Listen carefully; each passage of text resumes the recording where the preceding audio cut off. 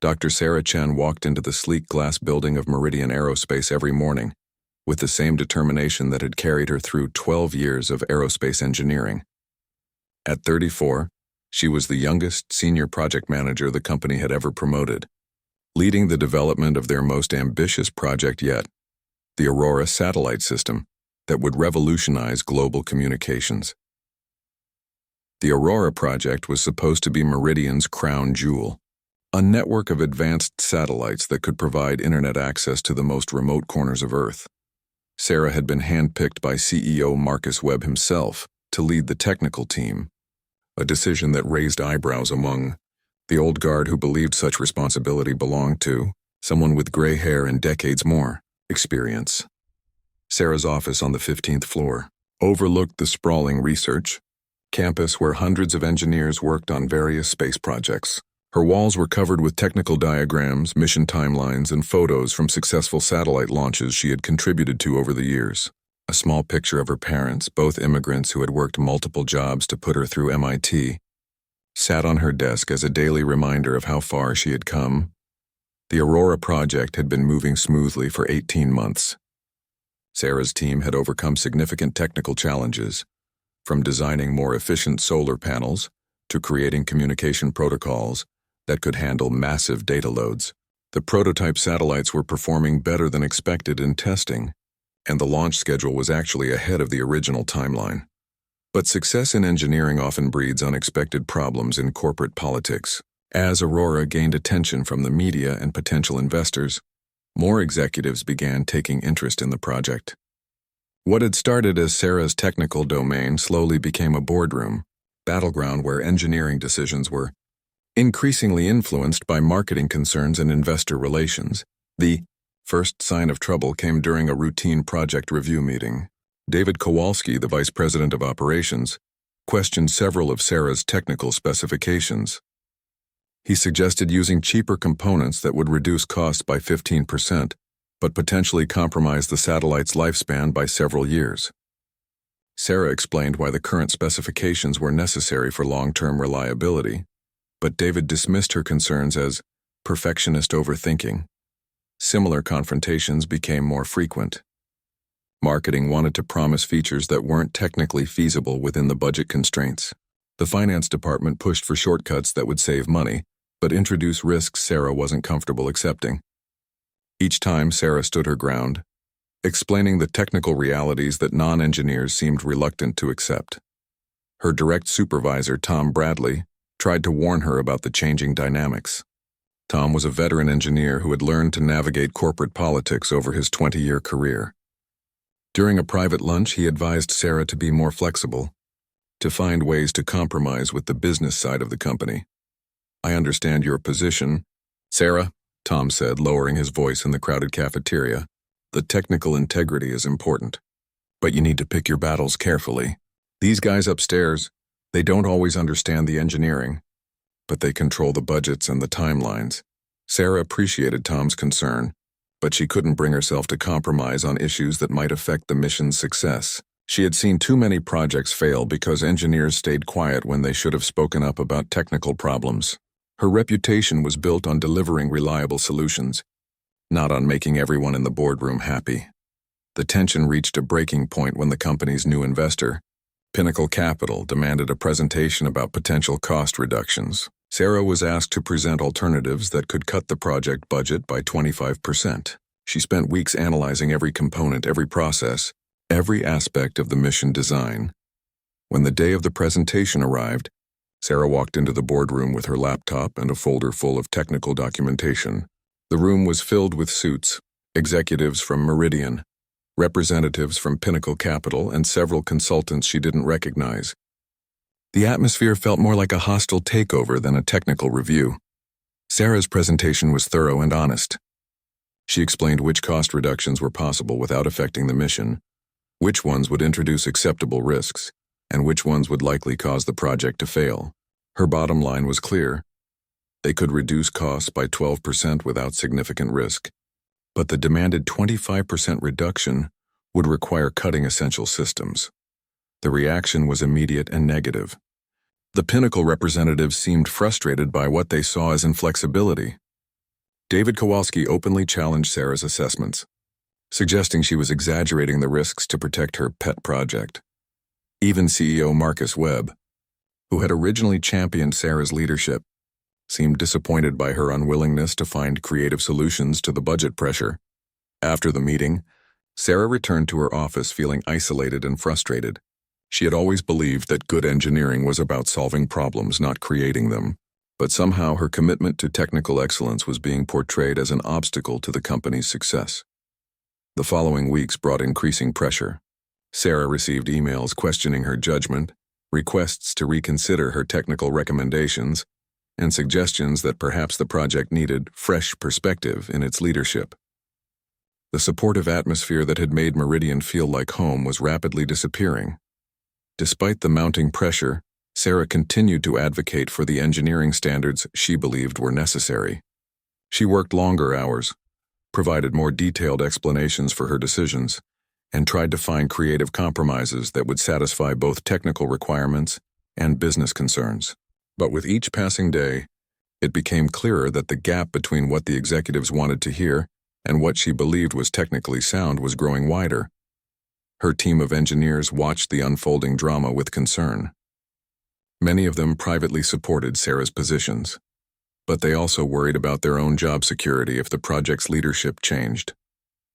The uncertainty was affecting morale and productivity, creating exactly the kind of environment that Sarah had always worked to avoid. As autumn approached, Sarah realized that her position at Meridian was becoming increasingly untenable. The company that had once valued her technical expertise now seemed to view her as an impediment to progress. The mission she had dedicated 2 years of her life to developing was being pushed in directions that made her deeply uncomfortable.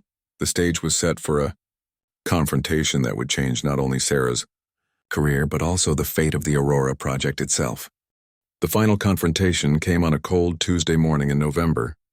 Sarah arrived at the office to find an urgent meeting request in her inbox, a project realignment discussion scheduled for 10 o'clock with the executive team. The formal language and short notice told her everything she needed to know about the meeting's real purpose.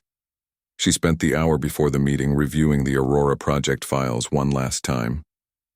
Every technical decision was documented, every risk assessment was backed by data, and every recommendation came with detailed explanations. Sarah had always believed that facts would ultimately prevail in any engineering discussion, but she was beginning to understand that this wasn't really about engineering anymore. The boardroom felt different that morning. The usual coffee and pastries were absent, replaced by a stark formality that made the space feel more like a courtroom than a collaborative workspace. Marcus Webb sat at the head of the table, flanked by David Kowalski and 2 executives Sarah recognized from Pinnacle Capital. Tom Bradley was noticeably absent. Marcus opened the meeting with a prepared statement about the need for strategic flexibility in managing complex projects. He spoke about market pressures, investor expectations, and the importance of adapting to changing circumstances. Sarah listened carefully, recognizing the corporate language that typically preceded difficult decisions. "Sarah," Marcus said, finally addressing her directly, "we've reviewed your recent recommendations regarding the Aurora project budget modifications.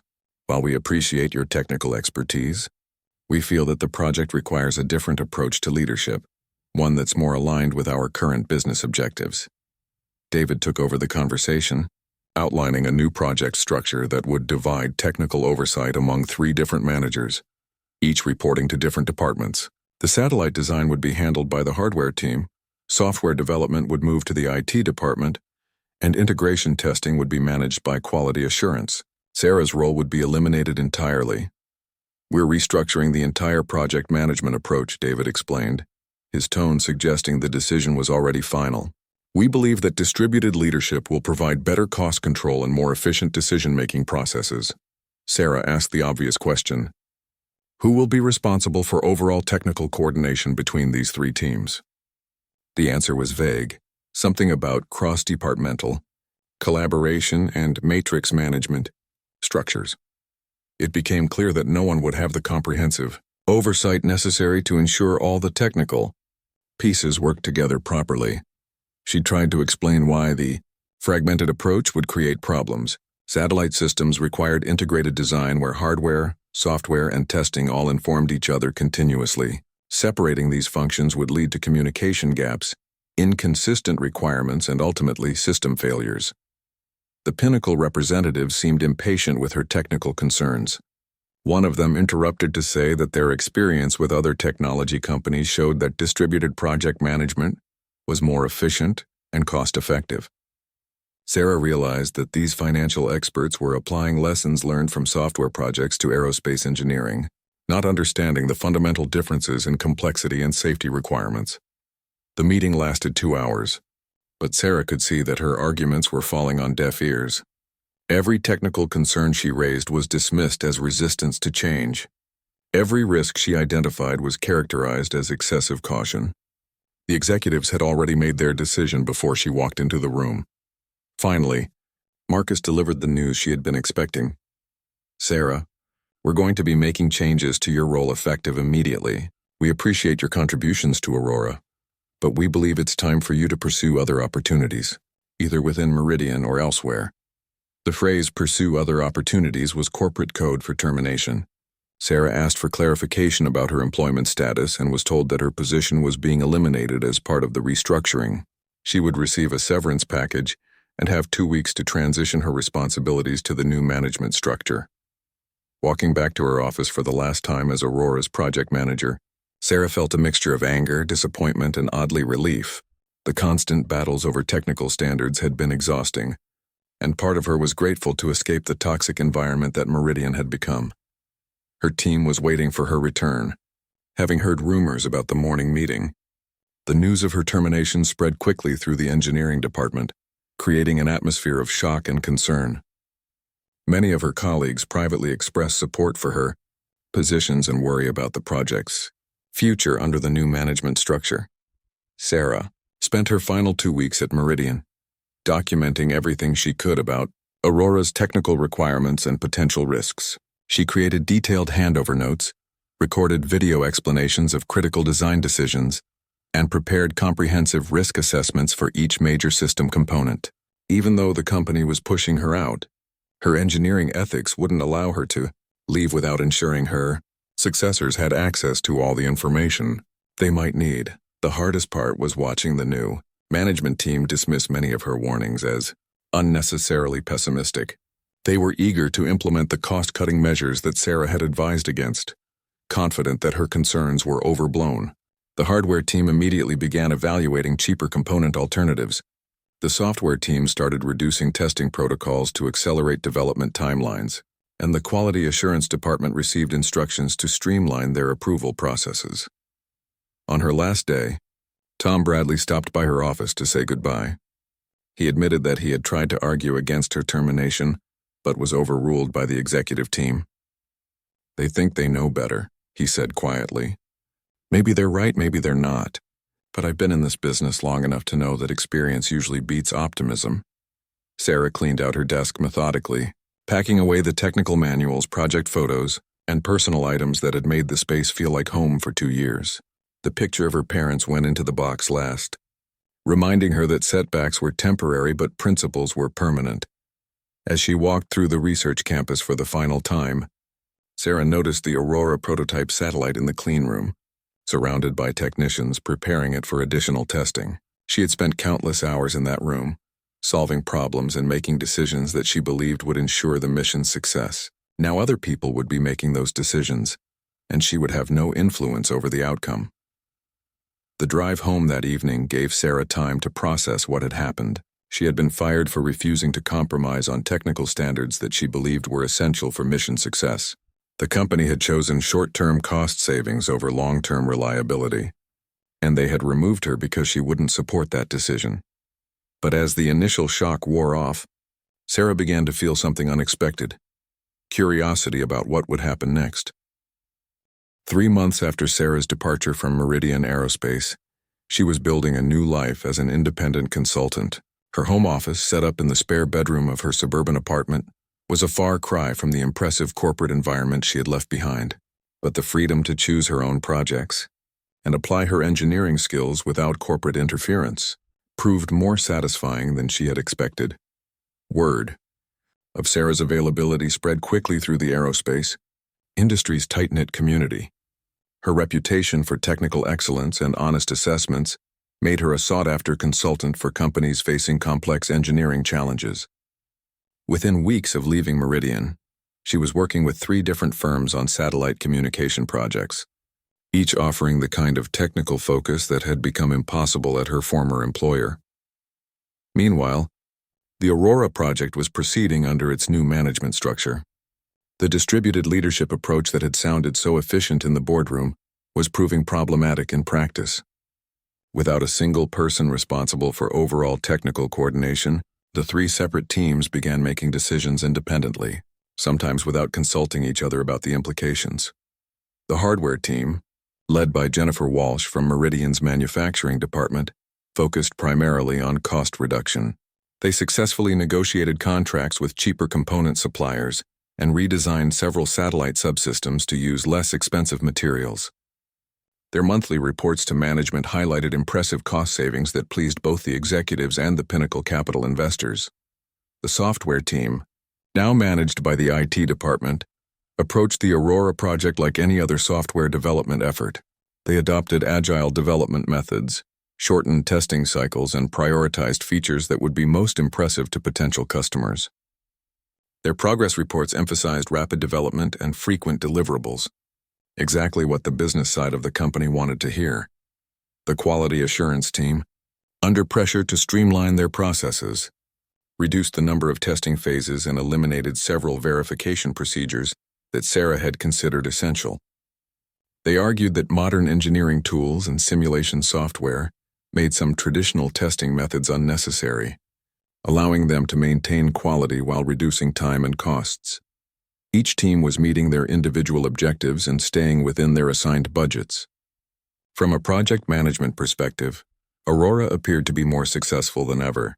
The monthly status reports showed green lights across all major categories, and the overall project was tracking ahead of schedule and under budget.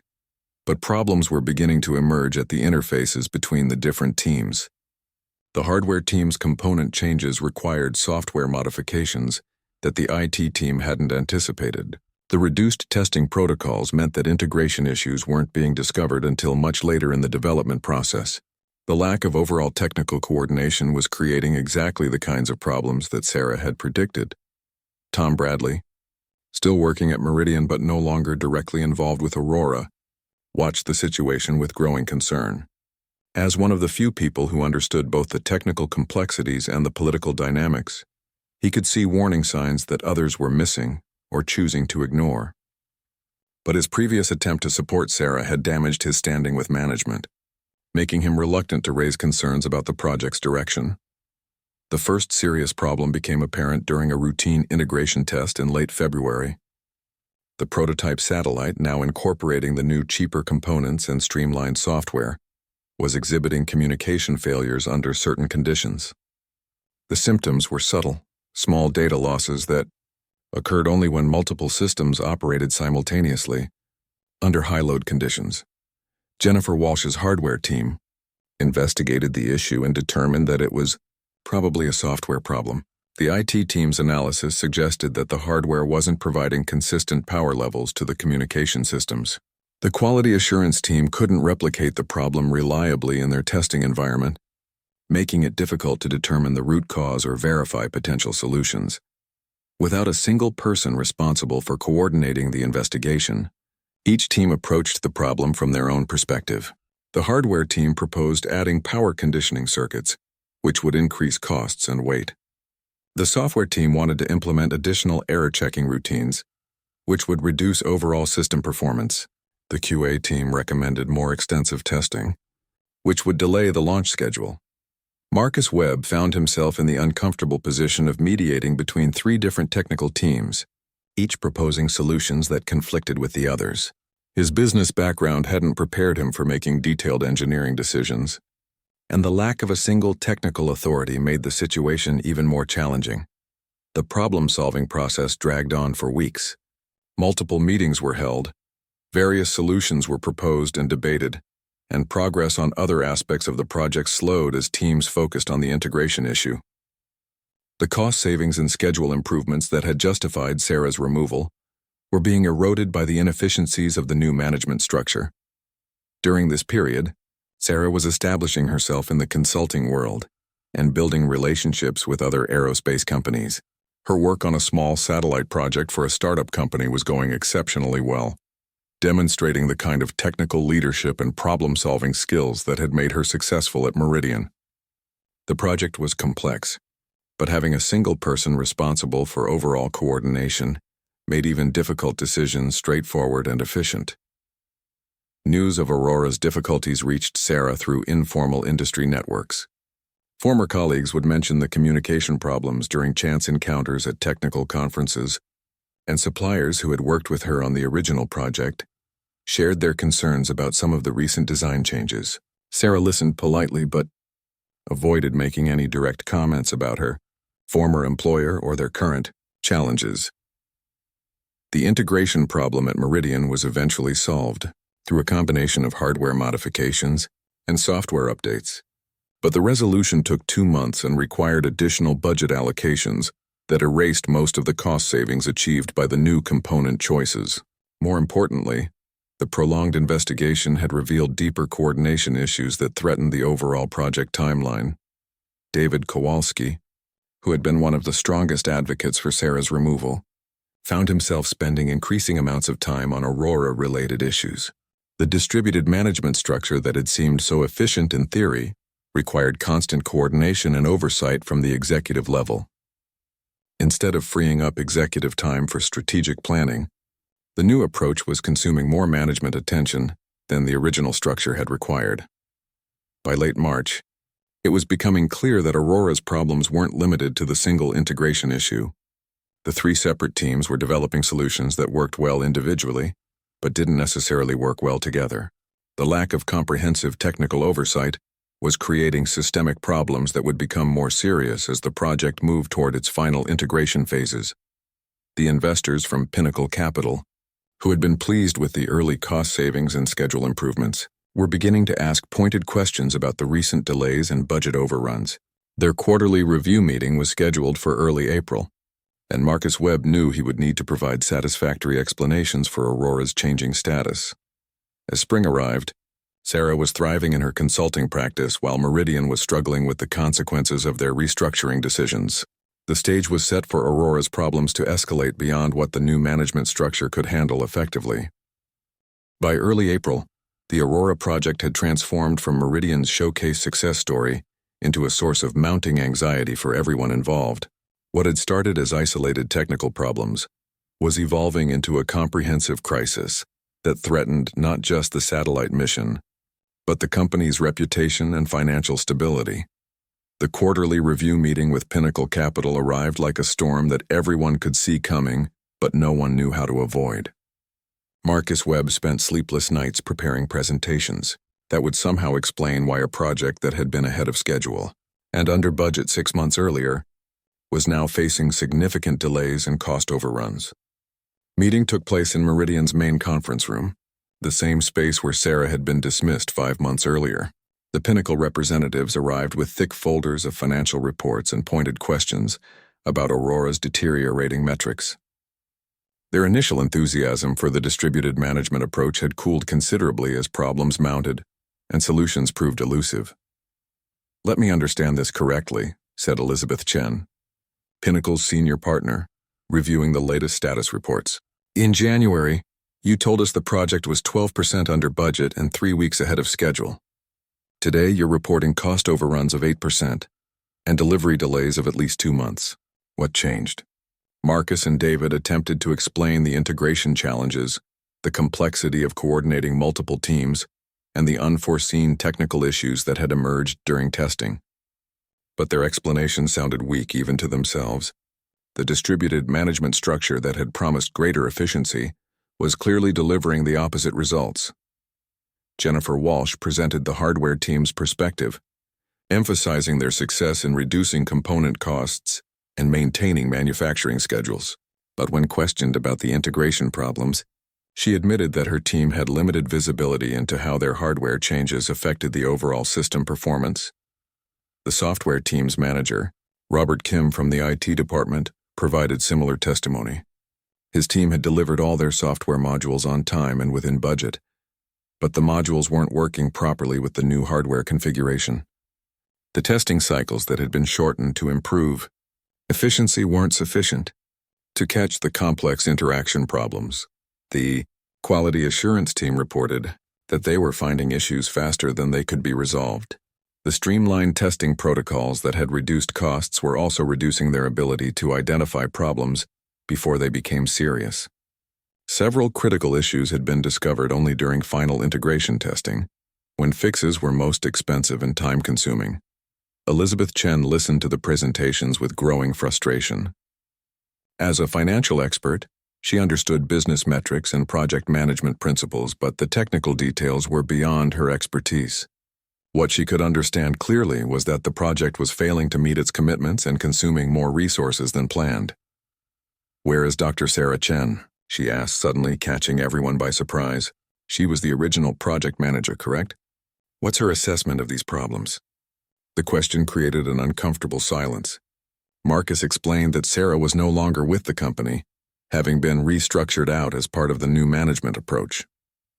He avoided mentioning that Sarah had been terminated specifically because she opposed many of the changes that were now causing problems. Elizabeth made a note in her folder. "I'd like to understand her perspective on these technical issues. Was she terminated for cause, or was this a strategic personnel decision?" David Kowalski jumped in to explain that Sarah's departure was part of their effort to modernize project management and improve cost efficiency. He emphasized that Sarah had been resistant to necessary changes, and that her perfectionist approach was incompatible with the business realities of competitive aerospace markets, but Elizabeth wasn't satisfied with the corporate explanations. As someone who invested in technology companies, she understood that successful projects required both business discipline and technical excellence. The current situation suggested that Meridian had abandoned the latter in pursuit of the former. After the Pinnacle representatives left, Marcus called an emergency meeting with his senior staff.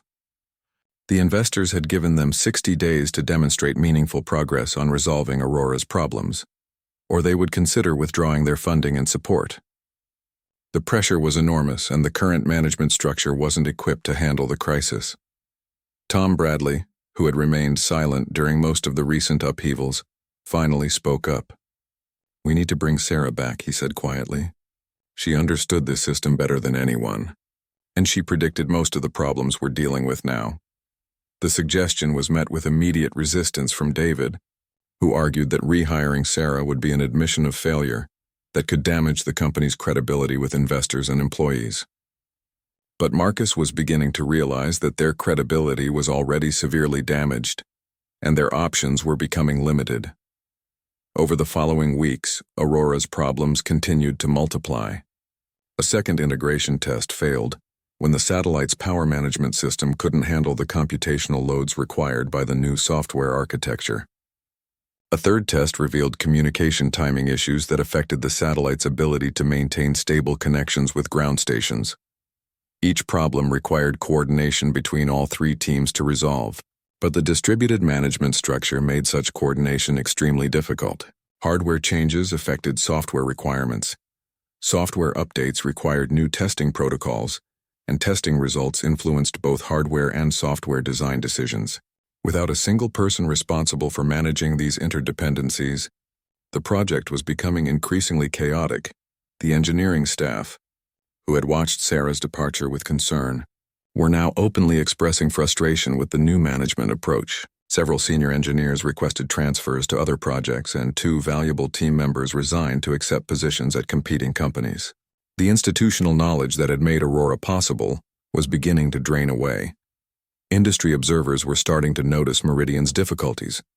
Trade publications reported on the project delays, and competitors began questioning Meridian's technical capabilities in meetings with potential customers.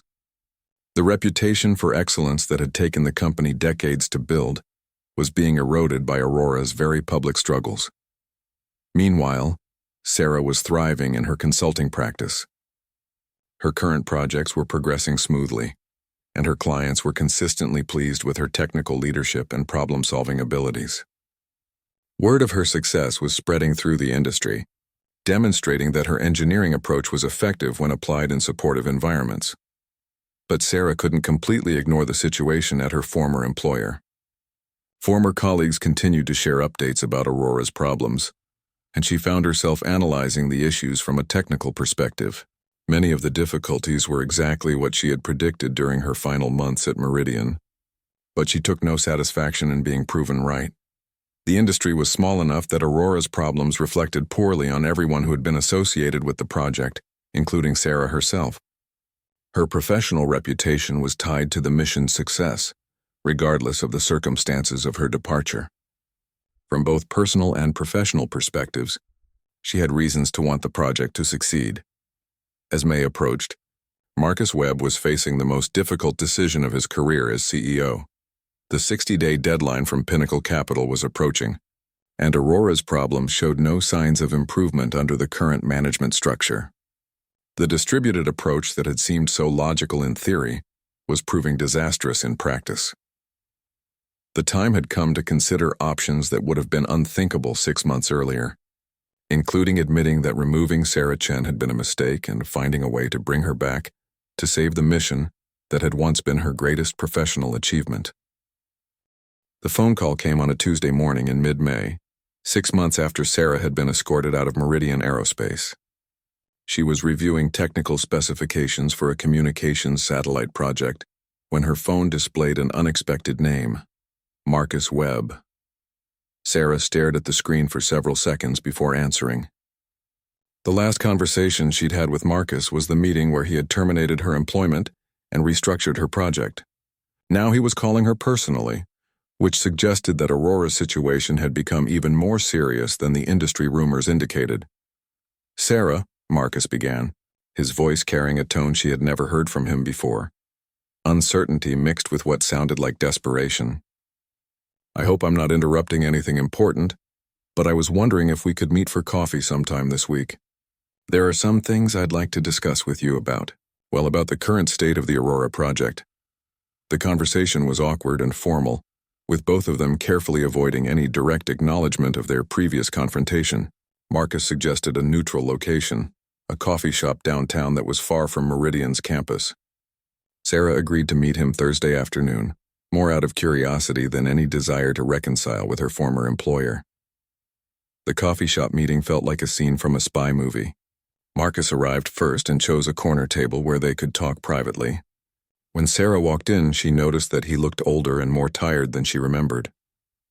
The confident executive who had dismissed her concerns 6 months earlier now seemed uncertain and troubled. "Thank you for coming," Marcus said as Sarah sat down.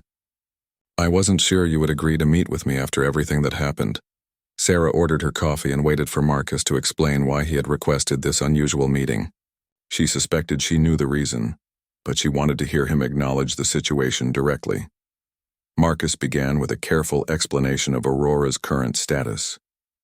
He described the technical challenges, the coordination difficulties between the 3 separate teams, and the mounting pressure from Pinnacle Capital to demonstrate meaningful progress. He avoided directly admitting that the distributed management approach had failed, but his description made the problems clear.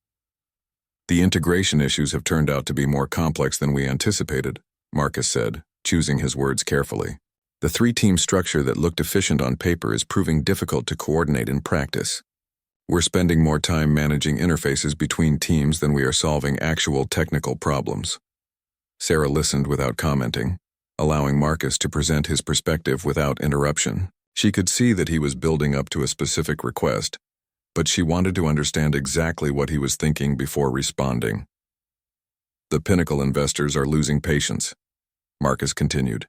"They've given us until the end of June to demonstrate that we can get Aurora back on track, or they're threatening to withdraw their funding. If that happens, we might have to cancel the entire project." The admission clearly pained Marcus. Aurora had been his signature initiative as CEO, the project that was supposed to establish Meridian as a leader in next-generation satellite technology. Its failure would be a personal and professional disaster that could end his career. Finally, Marcus reached the point of his request. "Sarah, I need to ask you something, and I want you to know that I'm asking as someone who recognizes that I may have made some serious mistakes in how I handled the project restructuring. He paused, clearly struggling with what he was about to say. Would you consider returning to Meridian as Aurora's technical director? Not as a regular employee necessarily, but as a consultant or contractor with full authority to coordinate the technical aspects of the project. Sarah had been expecting this request, but hearing it directly still surprised her. 6 months earlier, this same man had told her that her approach was incompatible with modern business practices. Now he was asking her to come back and fix the problems that had emerged after her departure. Marcus, Sarah said carefully, what exactly are you asking me to do? You eliminated my position because you said distributed management would be more efficient. Are you now saying that approach isn't working? The question forced Marcus to confront the reality of what had happened. Yes, he admitted quietly. The distributed approach isn't working for a project this complex.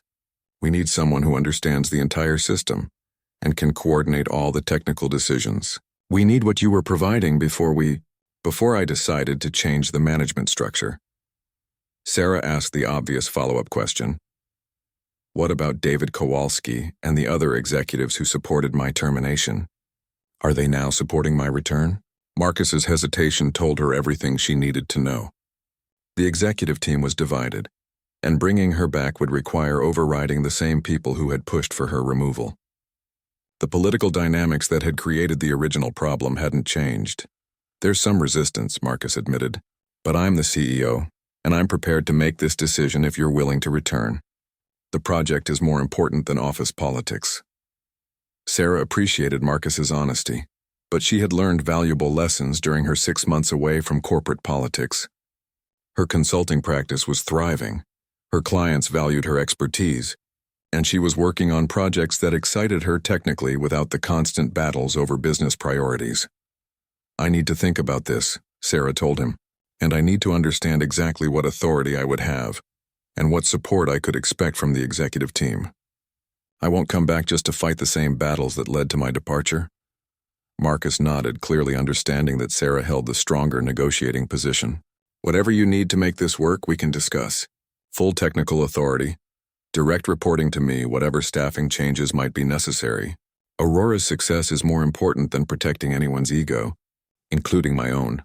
They talked for another hour, with Sarah asking detailed questions about Aurora's current technical status, the timeline pressures from Pinnacle Capital, and the political environment she would be walking back into. Marcus was surprisingly candid about the problems, perhaps because he realized that honesty was his only chance of convincing her to return. As they prepared to leave, Sarah made one thing clear. If I do decide to come back, it won't be to validate the decisions that were made after I left. It will be to do whatever is necessary to make Aurora successful, even if that means reversing some of the changes that were implemented. Marcus agreed without hesitation. Just save the project, Sarah. Fix whatever needs to be fixed, change whatever needs to be changed. I'll handle the politics and the investor relations. Driving home from the meeting, Sarah found herself in an unexpected position. 6 months earlier, she had been fired for refusing to compromise her technical standards. Now the same company was begging her to return and apply those same standards to rescue their failing project. The irony wasn't lost on her, but Sarah realized that her decision couldn't be based on vindication or revenge. Aurora remained a technically fascinating project with the potential to make a real difference in global communications.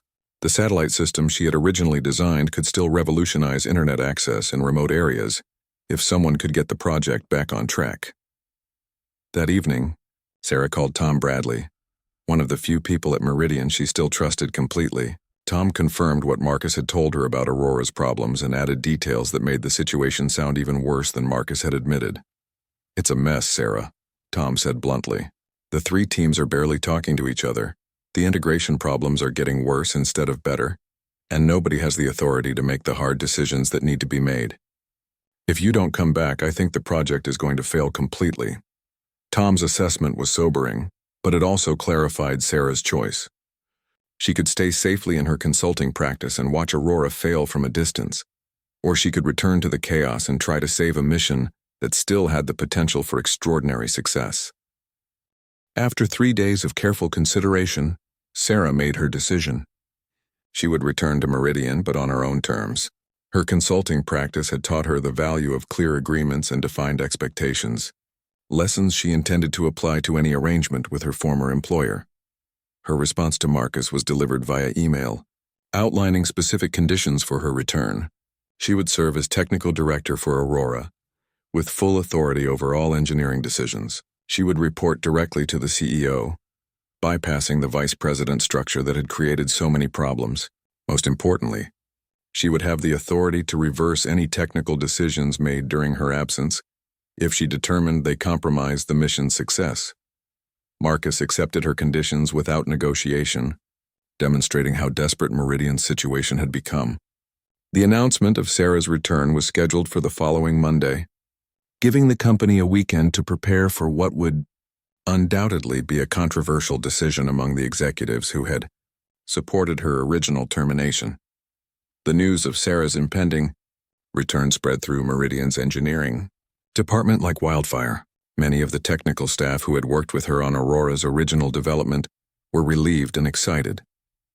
They had watched the project struggle under distributed management and hoped that Sarah's return would restore the technical leadership they believed was necessary for success.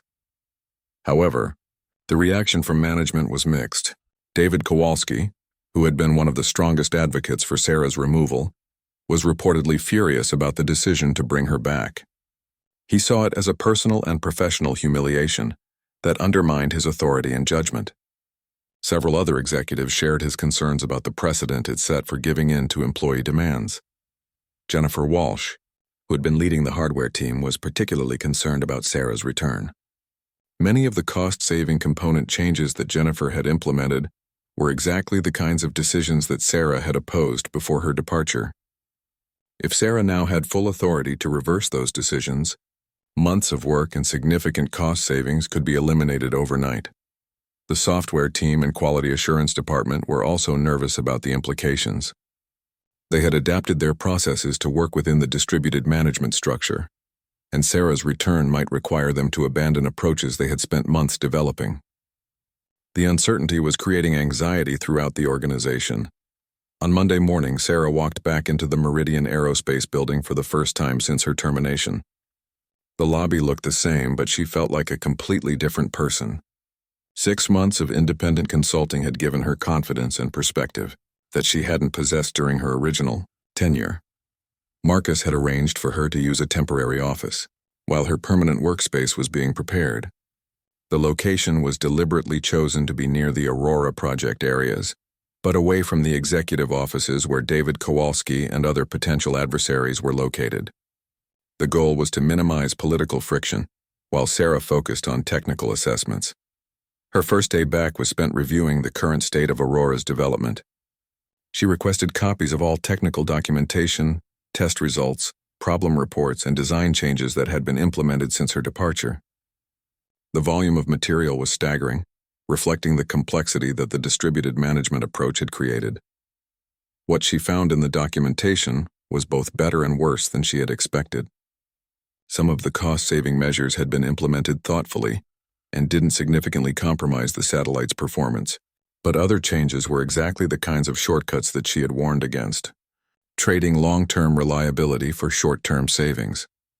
The integration problems that had been plaguing the project were clearly traceable to coordination failures between the 3 separate teams. Hardware changes had been made without consulting the software team. Software updates had been implemented without considering manufacturing constraints, and testing protocols had been modified without understanding their impact on system validation. Sarah scheduled individual meetings with each team leader to understand their perspectives and assess the current technical status.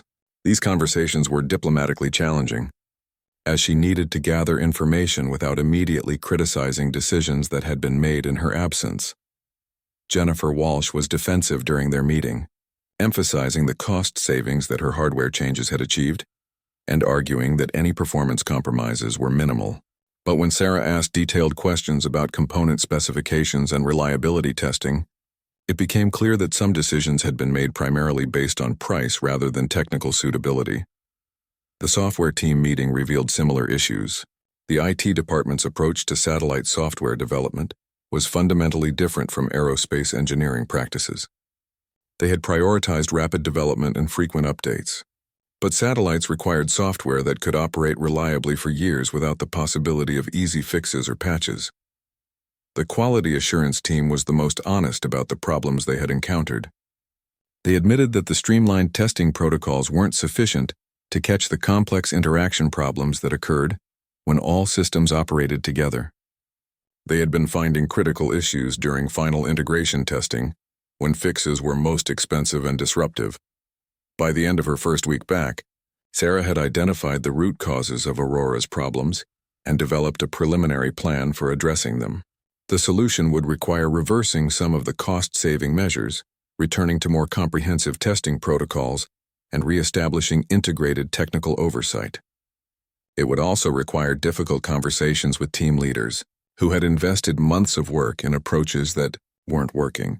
Her first major decision was to halt all current integration testing until the coordination problems could be resolved. This decision was controversial because it would delay the project timeline even further. But Sarah believed that continuing with flawed testing would only create more problems and waste more resources. The announcement of the testing halt created an immediate crisis. David Kowalski demanded an explanation for why Sarah was allowed to unilaterally stop a major project activity on her second week back. Marcus supported Sarah's decision, but the executive tension was becoming visible throughout the organization. Sarah called an all-hands meeting for the Aurora project team to explain her assessment and her approach to resolving the problems. The meeting was held in Meridian's main auditorium, with more than 60 engineers, technicians, and managers in attendance. This was her opportunity to rebuild confidence in the project and establish her authority as technical director. "I've spent the past week reviewing Aurora's current status," Sarah began, "and I want to be honest about what I've found. This project is experiencing serious technical difficulties, but these problems are solvable if we approach them systematically." She presented a detailed analysis of the integration issues, tracing them back to coordination failures and incompatible design decisions made by the separate teams. Her presentation was technical and factual, avoiding any direct criticism of individuals while making clear that the distributed management approach had created fundamental problems. "The good news," Sarah continued, "is that Aurora's core design is still sound. The satellite architecture we originally developed is capable of meeting all the mission requirements. But we need to return to integrated technical management and reverse some decisions that are compromising system reliability." Her recovery plan was comprehensive and realistic. It would require 3 months to resolve the current integration problems, implement proper testing protocols, and verify that all systems work together correctly. The timeline was longer than anyone wanted, but Sarah argued that rushing the process would only create more problems and potentially cause mission failure. The engineering staff responded positively to Sarah's presentation. They had been frustrated by the coordination problems and were relieved to have clear technical leadership again. But the management team remained skeptical about the timeline and cost implications of Sarah's recovery plan. As Sarah began implementing her technical recovery plan, the political battle within Meridian's executive team was intensifying. Her return had created a power struggle that would determine not only Aurora's fate, but also the future direction of the company's approach to project management. The transformation of Aurora began immediately after Sarah's all-hands presentation.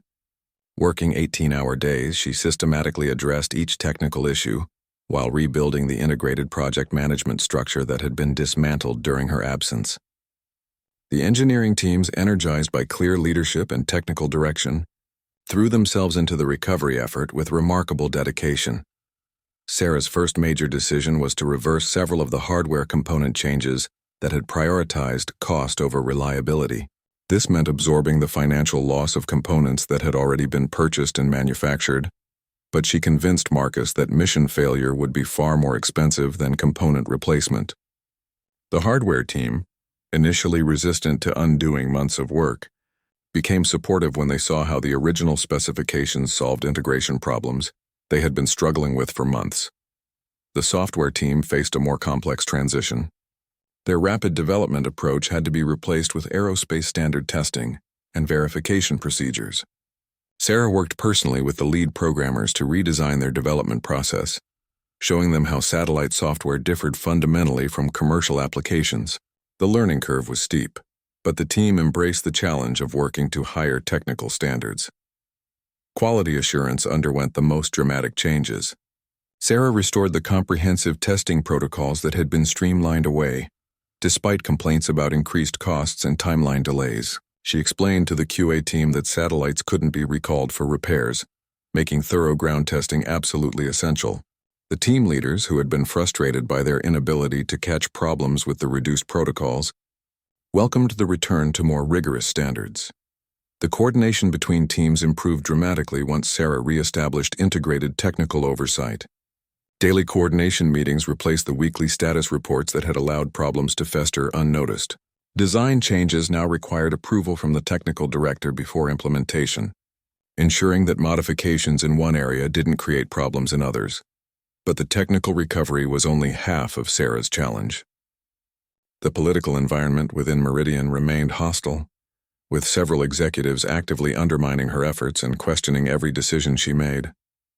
David Kowalski continued to argue that Sarah's approach was unnecessarily expensive and that the distributed management structure could still work with minor adjustments. The tension came to a head during a heated executive meeting in late June, just days before Pinnacle Capital's deadline for demonstrating progress.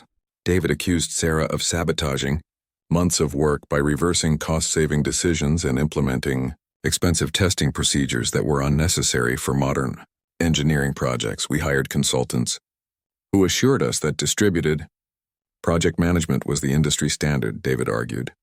Sarah is forcing us to return to outdated management approaches that are inefficient and expensive. We're throwing away millions of dollars in savings to satisfy one person's perfectionist tendencies. Sarah had been excluded from the meeting, but Tom Bradley provided her with a detailed report of the discussion. Marcus had defended her decisions, pointing to the technical progress that was already becoming visible, but several other executives supported David's position. The deadlock was broken by an unexpected phone call from Elizabeth Chen at Pinnacle Capital. She had been following Aurora's technical recovery through detailed progress reports and wanted to meet with Sarah directly to assess the project's prospects. This was exactly the kind of direct technical evaluation that Sarah had been hoping for. The meeting with Pinnacle's team took place at Meridian's main conference room, the same location where Sarah had been terminated 8 months earlier. But this time she was presenting solutions rather than defending positions. Her technical presentation was comprehensive, honest about the remaining challenges, and realistic about the timeline required for completion. Dr. Chen, Elizabeth began, using Sarah's formal title for the first time, can you give us your honest assessment of Aurora's current status and prospects for success? Sarah's response was carefully prepared and completely honest. Aurora can succeed, but only if we maintain integrated technical management and resist pressure to compromise on essential engineering standards. The satellite design is fundamentally sound. The current problems are being systematically resolved, and the team is capable of delivering a reliable system. She presented detailed technical data, showing the progress that had been made in just 4 weeks since her return. Integration test results were improving steadily. The coordination problems between teams had been eliminated, and the remaining technical issues were well understood with clear solutions in development. What about the cost overruns and schedule delays? Asked one of the Pinnacle representatives. Sarah acknowledged that the recovery was expensive and time-consuming, but she explained why these investments were necessary for mission success. Aerospace engineering requires different standards than commercial software development. The cost of doing things right is always less than the cost of mission failure. Her presentation included a detailed comparison of Aurora's current status with other satellite projects that had failed due to inadequate engineering oversight. The examples were sobering reminders that technical shortcuts in aerospace often led to complete mission loss and enormous financial disasters. Elizabeth Chen asked the question that everyone had been avoiding. Dr. Chen, in your professional opinion, would Aurora have succeeded under the distributed management structure that was implemented after your departure?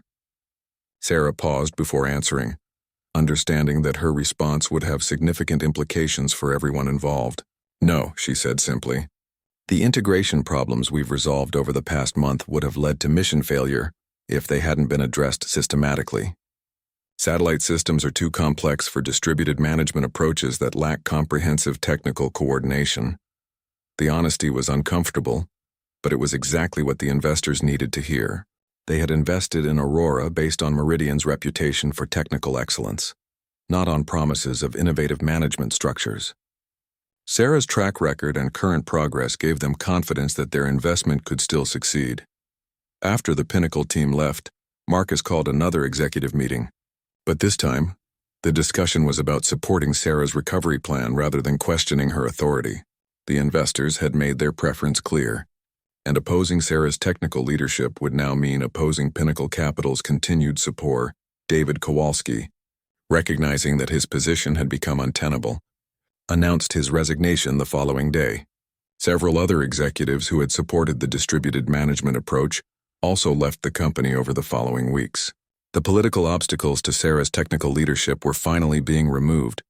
With full organizational support restored, Aurora's recovery accelerated dramatically.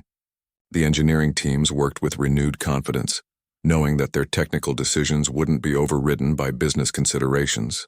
Integration testing resumed and progressed smoothly, with problems being identified and resolved quickly through coordinated team effort. 3 months after Sarah's return, Aurora successfully completed its final integration testing. The satellite performed flawlessly under all test conditions, demonstrating reliability levels that exceeded the original mission requirements. The launch was scheduled for early December, and all technical preparations were proceeding ahead of schedule on launch day. Sarah stood in the Mission Control Center watching Aurora's ascent into orbit. The satellite that had nearly been destroyed by management dysfunction was now functioning perfectly, providing high-speed internet access to remote regions exactly as originally planned. The mission was not only a technical success but also a vindication of the engineering principles Sarah had refused to compromise. Marcus Webb approached Sarah as they watched Aurora's first operational. "Communications, I owe you an apology," he said quietly. "You were right about everything. The technical requirements, the management structure, the importance of integrated oversight. I'm sorry it took us so long to understand what you were trying to tell us." Sarah accepted the apology graciously, but her focus remained on the satellite's performance data, streaming across the control room displays. Aurora was working exactly as designed, fulfilling its mission to bridge the digital divide and connect isolated communities with the global internet. The success of Aurora's recovery became a case study in aerospace engineering management, demonstrating the importance of technical leadership in complex projects. Sarah's consulting practice flourished as other companies sought her expertise in avoiding the management mistakes that had nearly destroyed Aurora. 6 months later, Meridian announced Sarah's appointment as Chief Technology Officer, giving her oversight of all the company's technical projects. The woman who had been fired for Defiance had become the guardian of the engineering excellence that made Meridian successful. Aurora continued to operate flawlessly in orbit, a testament to the power of technical integrity and the importance of never compromising on engineering standards that ensure mission success.